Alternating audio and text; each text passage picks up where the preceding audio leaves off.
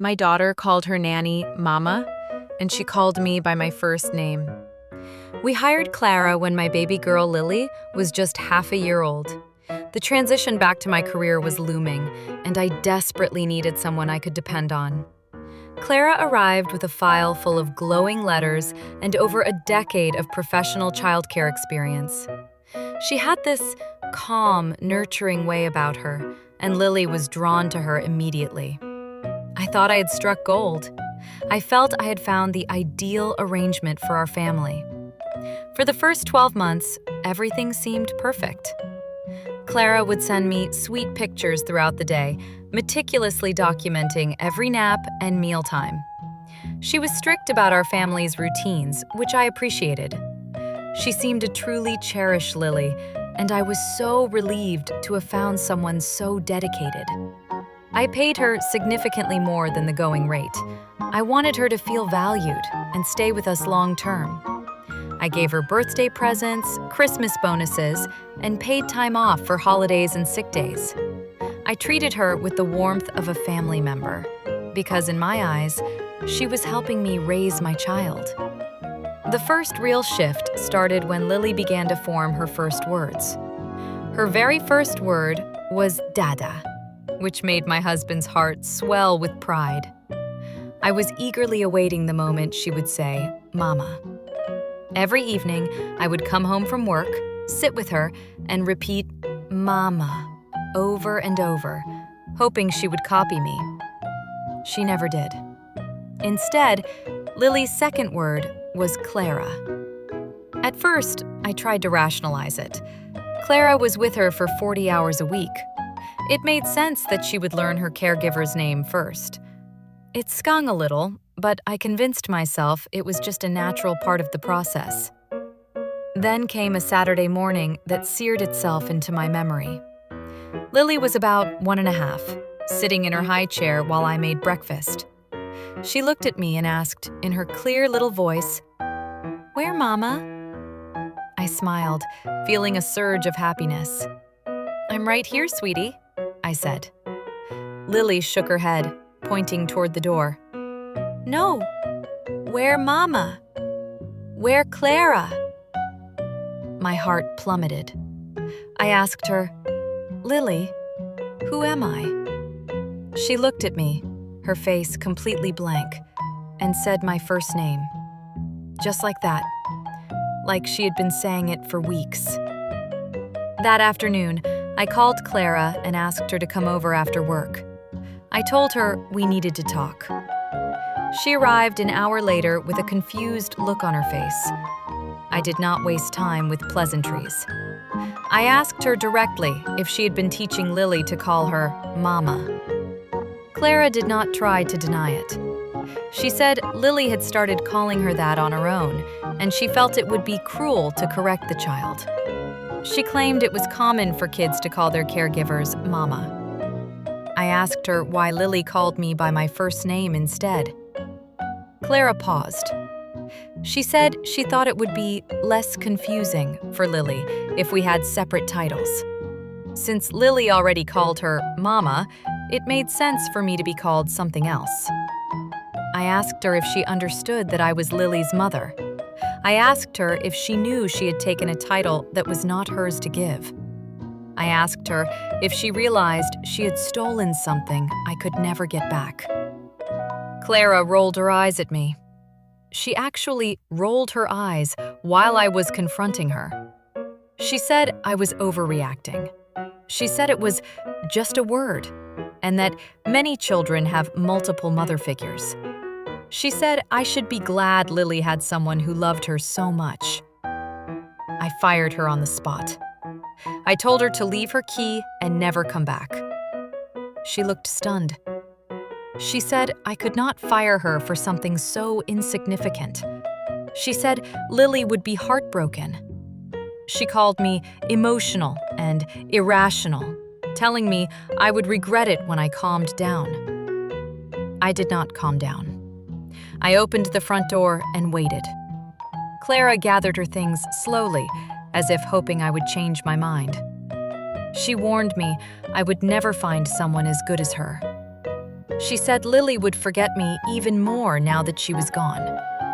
She said some mothers simply are not meant to be the primary attachment figure. I closed the door and locked it behind her. The weeks that followed were brutal. Lily cried for Mama constantly, and she meant Clara. She would stand at the door, wailing for her. She refused to be comforted by me. She pushed me away, screaming for the woman who had taken my name. I took a leave of absence from work. I dedicated 2 months to just being with Lily. I read to her, I sang to her, and I held her, even when she fought me. I patiently taught her that I was Mama. I taught her that I had always been her Mama. It was a slow process, but Lily eventually started to heal. She began calling me Mama again. She stopped asking about Clara. She finally let me rock her to sleep and kiss her forehead. The bond that was nearly broken was rebuilt, stronger than before. 6 months later, my phone rang. It was a woman named Patricia. She said she was calling for a reference on Clara. My stomach clenched. Over a year ago, before everything fell apart, I had told Clara she could use me as a reference. I had completely forgotten. Now, this new mother was on the verge of hiring the same woman who had tried to steal my child. And I was the one she was calling for a recommendation. I told Patricia this conversation needed to happen in person. She sounded confused and said she was busy with her new baby, but maybe we could chat on the phone quickly. I insisted it was too important. She agreed to meet me at a coffee shop the next day. I gave her the address and hung up. I could not sleep that night. I kept rehearsing what I would say to Patricia. How could I explain what Clara did without sounding like a jealous, paranoid mother? My husband found me at 2 a.m, surrounded by crumpled paper in the kitchen. He told me to just tell Patricia the truth and not worry about how it sounded. I arrived 30 minutes early. I ordered a coffee I barely touched and watched the door. Patricia walked in with a baby strapped to her chest. She looked exhausted. She looked exactly how I remembered feeling 2 years prior. She thanked me for meeting her. I asked how old her baby was. She said 3 months. I started talking. I told her everything. About Lily, the name changing, the slow and insidious process. I told her how Clara taught my daughter to call her Mama, and how she reduced me to a first name. As I spoke, I watched Patricia's face shift. First confusion, then disbelief, and then defensiveness. She told me Clara had mentioned she left her previous family because of issues with the mother. My blood ran cold. Clara had already gotten to her. She had already made me out to be the villain. I showed Patricia videos on my phone. Lily crying for Mama Clara. Lily pointing at the door and calling me by my first name. Patricia watched them, then said, "Kids get confused with names all the time." My friend's kid called everyone Mama for months. I put my phone away. I knew she was going to hire Clara anyway. She thanked me for my time and left. I had failed. Another mother was going to lose precious time with her baby. That night, I could not sleep, thinking about Clara with another family. I remembered her reference list, a page of 5 names and numbers. I decided to call them. The first number was dead. The second went to voicemail. The third was a man named Frank. I told him my story. When I finished, there was a long silence. Frank told me his wife left him 3 years ago, and their son calling Clara Mama was a big part of why. They thought their son had a bonding disorder. They took him to therapists. His wife blamed herself and fell into a deep depression. When Clara left, their son started calling his mother Mama, again within 3 weeks. I asked why he was still on her reference list. He said he just wanted to move on. He gave me another name, Emily. I called Emily the next morning. When I introduced myself, she started crying. She thought she was the only one. She thought she was a broken mother. Clara had done the same thing to her. She told me her daughter, now 8, still sometimes calls her by her first name when she is upset. Clara worked for them for 2 years. and by the end, her daughter would run past her to get to Clara. She spent thousands on therapy wondering what was wrong with her. I asked Emily if she would help me warn Patricia. She said no. She said she could not relive that pain. She said to let it go. That Clara was a black hole that swallows your peace, and you never get closure. I sat in my car, thinking about how many mothers Clara had damaged over her career. 2 weeks later, Patricia called me. She was crying. She said she started noticing things. Clara would turn away from her when she came home, redirecting the baby's attention. She said her husband thought she was paranoid, but she could not shake the feeling I was telling the truth. She asked if we could meet at the park. I said yes. At the park, I spotted Clara pushing a stroller near the swings. Patricia's baby was inside. We watched from a distance. Lily was with me, playing on the slide. She looked up and saw Clara. I held my breath. Would it all fall apart? Lily stared for a long moment. Then she climbed down, walked back to me, and tugged my jacket. She asked if that was the lady who used to play with her. I said yes. She just shrugged and said, "Okay." Then she went back to the slide.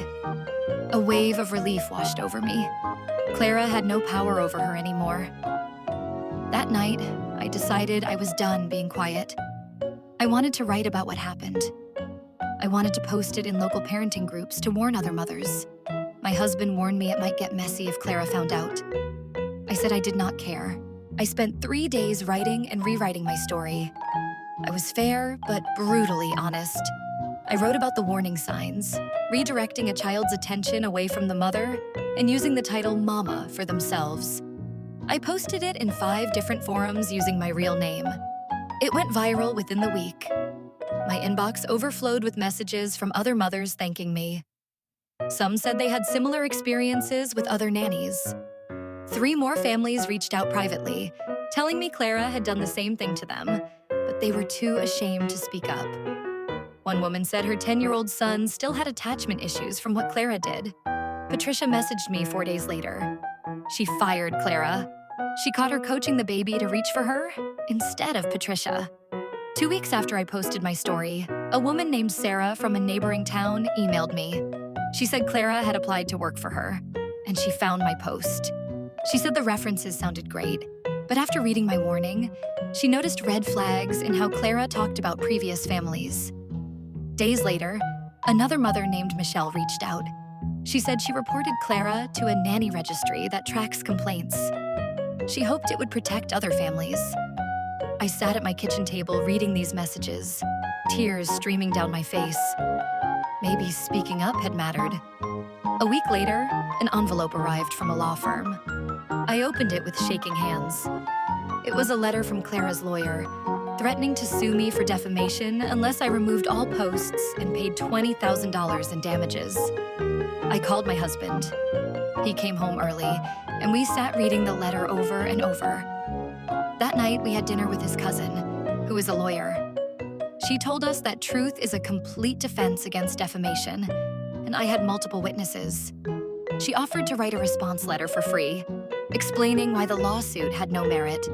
2 months went by. Nothing happened. Clara never filed the lawsuit. Then Patricia called. She heard through the grapevine that Clara had moved to another state. Word had gotten around our local community, and no one would hire her. She had to leave to start fresh. I still think about Clara sometimes. I wonder what drove her to do what she did.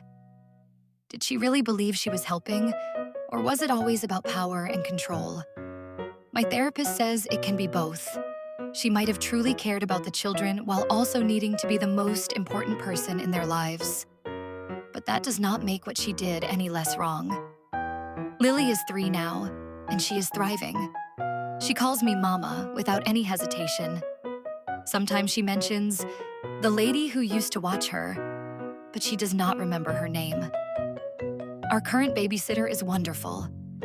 She respects our boundaries and always reinforces that Lily's parents are her parents. I have learned to be more careful. I have learned to speak up immediately when something feels wrong. I have learned that protecting your family sometimes means being uncomfortable and standing up for what is right, even when others think you are overreacting. We healed as a family, and we are genuinely stronger for it.